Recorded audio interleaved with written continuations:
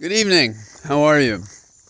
Well, they say it's 96. I don't know how. It seems possible, but it's pretty comfortable. No breeze, and maybe the trees just block out that much heat. I've seen it before. So, what's new today? Today we have had a great success, in my opinion. A judge has deemed that one of the Proud Boys leaders, Enrique Tarrio, that he should spend 22 years in jail for what he did as one of the terrorists who unleashed violence on the Capitol in order to overturn a duly elected president, that is Biden, for the fellow who lost. And I'm tempted to put all sorts of adjectives in there, but I'll just settle upon traitor Trump. And I hear people comment like they want to soften the blow of the 22 years, and they want to explain how people could make errors here. And I think we have to be careful about confusing empathy with a war for the very political structure of our nation.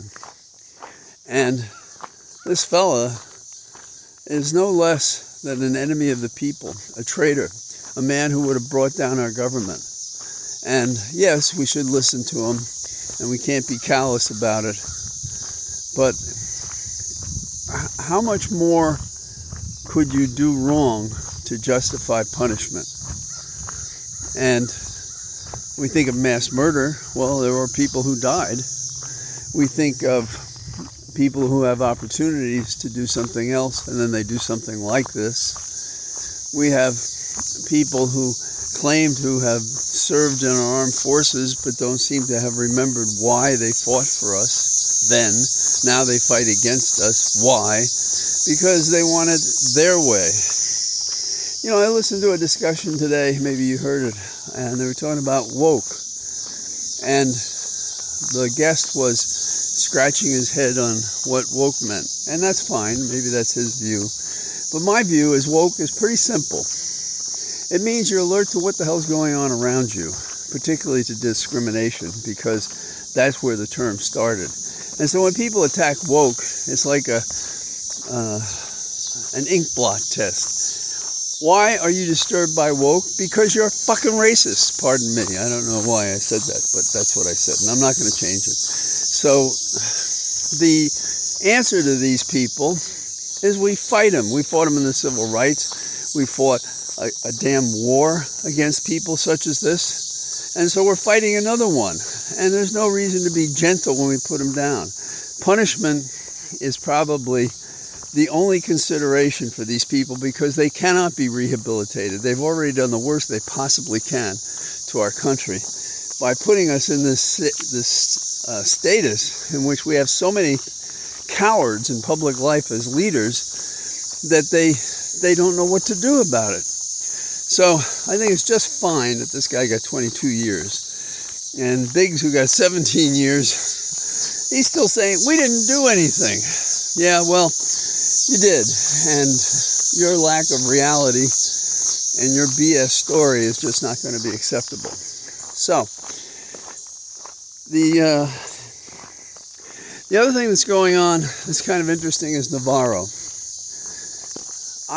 I, for the life of me, cannot understand how a man who must have the IQ he has could be so dense to the damage he sought to create by his football plays on the Hill with fraudulent facts and bad law, a law that didn't even exist, to overturn an election. And I call him, kind of happy hands, crazy hands Navarro. He's another one. These guys are like caricatures of people you'd put in a novel, except for the fact that these guys are real. These are the real thing. This is who they are. This is what they do. And so he's delusion rich in the sense that he believes that someone wanted to have him invoke executive privilege, but Trump didn't, and the court said No one did. And so now you're going to be tried for it.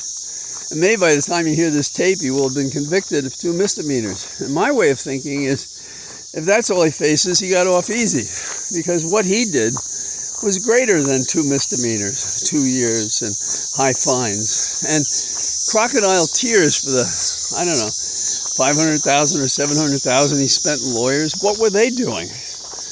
Misdemeanors. What did you spend $700,000 on?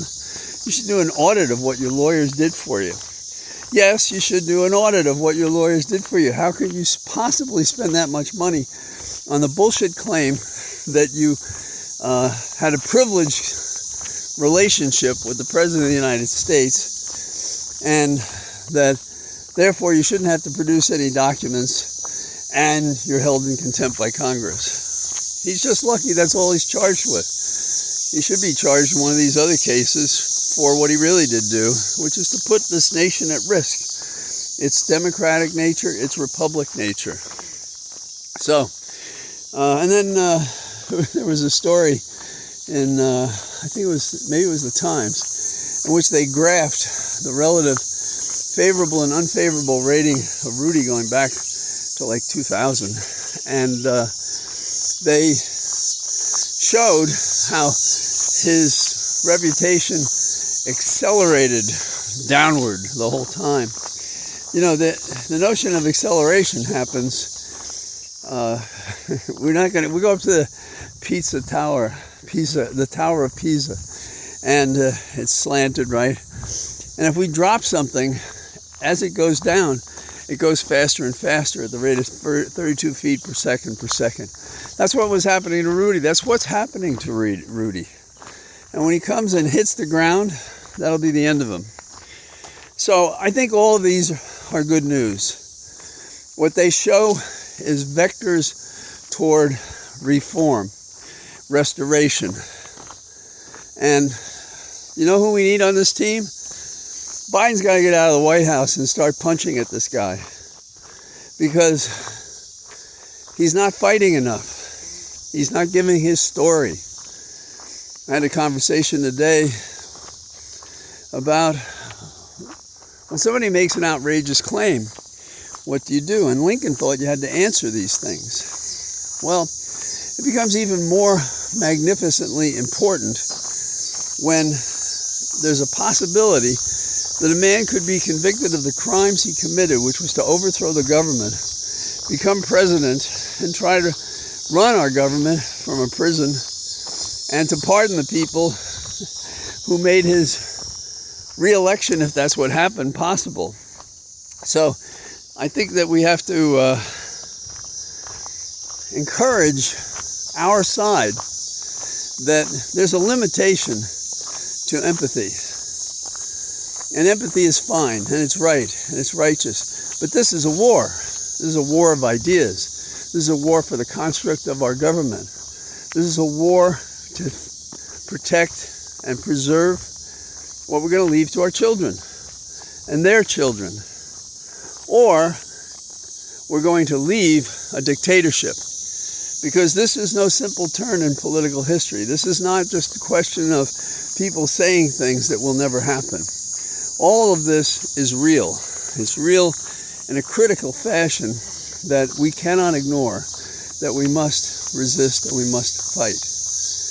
Am I encouraged by where we are today? Yes. Every time these people squeal, I feel good, because it means we're cutting through. The fact that they don't know Republicans don't know what woke means, when they know it means their efforts to discriminate by making fun of the term woke. But people understand that being awake or woke to the needs of their citizens, their community, their nation, is what woke is all about. So wake up, those of you who are asleep or brain dead, because that's what this is about. This is about restoring our nation to its former position as a republic and a democracy, and bringing to justice Trump and all his minions, and putting them all in custody. And 22 years is a good standard for them. There's another thing that I find annoying, and it is about McConnell. Our nation has a real problem with ageism. It's going to be evident in this election, obviously. And, McConnell has had these two instances in which for 10 or 20 seconds he was immobile. Doctors have now explained that that's not extraordinary, particularly if one had a concussion. And McConnell has gotten a report from his physician that he didn't have either a seizure or a stroke, a mini stroke. So as a result, he's basically saying, I can do the job. And, for years I watched Strom Thurmond on the Hill and Duke Short basically filling in for him. And states didn't want to give up that kind of patronage and seniority to get things done. And so that was part of the reason why he stayed there with, incredible obstacles to do that. Well, McConnell is nowhere near in the situation that Strom Thurmond was as he persisted in the Senate. And apparently he can function, and Biden himself has said he can function. So what are they trying to do? They're doing to their own, eating their own flesh like they do to us. And I don't know if there's any issue that McConnell and I agree on, but I do think that we should have standards of engagement.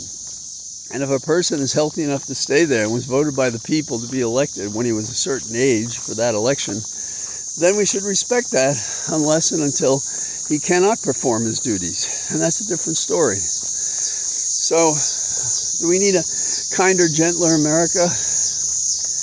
Apparently we need to fight a little bit more. A fist to the face, metaphorically speaking, is what we need to do with these people.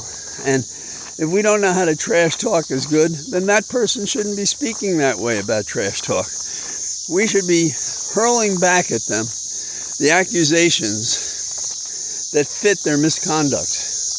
And we should not let up, because we cannot afford to be, to think it's being gracious to be stupid. That's what it is. If we're going to sacrifice our points of argument, hoping that by being silent we will win, and therefore not be held accountable for our own words as Democrats or independents, then we don't deserve to be in office. But neither do the citizens deserve to be compromised and hurt by elected representatives that won't fight for us. Passivity in the face of predatory autocracy is unbearable and must be met in kind with the force of courage in the words we speak and the legal actions we take. So, sorry about the term earlier, but I'm not going to tape over it. We're all adults. We've heard these words before. And I do apologize for being angry enough to use it in the first place. But I have no apology that it fits the occasion. So, here we are in our cathedral of trees. And I look forward to talking to you tomorrow. Bye-bye.